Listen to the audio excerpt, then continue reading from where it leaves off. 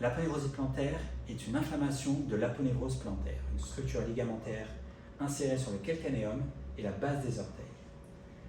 Le diagnostic va être essentiellement clinique et échographique que nous faisons dans notre consultation.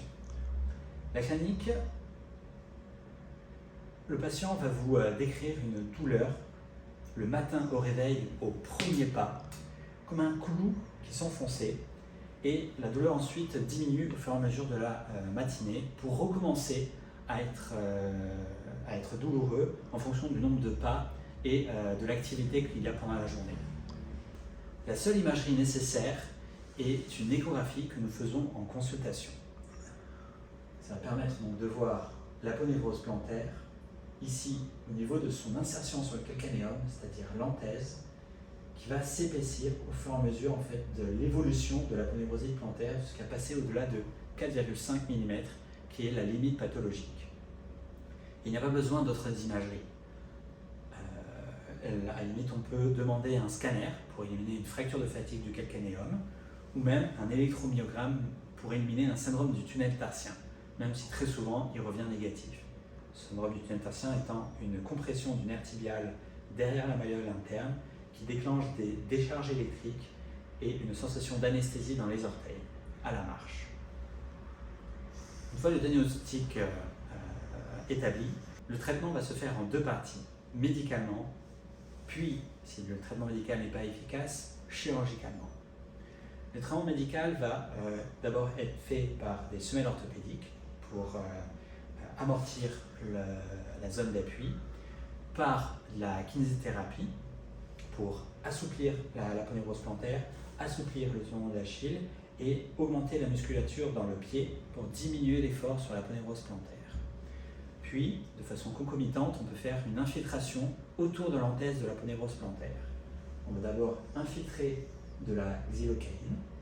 C'est un geste qui se fait en consultation, ici et ici. Ensuite, une fois que les structures nobles, c'est-à-dire ici la graisse qui sert d'amorti et ici donc les muscles et le nerf, une branche donc du nerf tibial vont être écartés par la xylocaïne, on peut infiltrer du diprostène dans cette zone-là. Ça va diminuer l'inflammation et peut complètement guérir le patient. Si jamais le traitement médical n'est pas suffisant, il est possible de traiter le patient par échochirurgie. C'est une chirurgie mini-invasive qui est faite dans notre consultation sous anesthésie locale en percutané. Le but de l'intervention est d'allonger l'aponévrose plantaire et il faut imaginer que le biseau de l'aiguille va sectionner la moitié de l'aponévrose plantaire qui va venir relâcher sa rétraction petit à petit. Ainsi, donc, après 6 semaines, la zone sectionnée va cicatriser et il n'y aura plus de tension et le patient n'aura plus mal. Le pied ne s'effondre pas car toute l'aponévrose plantaire n'est pas sectionnée. La partie latérale, qui dans l'immense majorité des cas est saine, va rester pour garder une certaine forme au pied. Si jamais au bout de 2 mois, le patient persiste avec une douleur dans la zone, il est très souvent possible que l'aponévrosite plantaire soit associée à un syndrome du tunnel tarsien qui est tout à fait accessible à un traitement par échochirurgie qui est aussi fait sous anesthésie locale, en percutané, en consultation. Des avantages de ce traitement par échochirurgie est de permettre de soigner l'aponévrosite plantaire sans avoir à inciser avec un bistouri. Le pointe de l'aiguille va seulement écarter la peau, ce qui réduit un maximum la réaction inflammatoire du pied.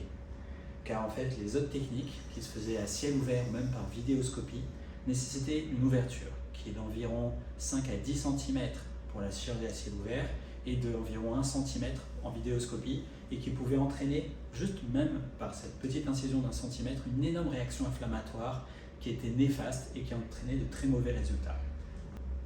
Maintenant, grâce à l'échochirurgie, il est possible de traiter chirurgicalement l'aponévrosite plantaire sans toutes les complications, que ce soit infectieuses ou douloureuses, inhérentes aux autres possibilités chirurgicales.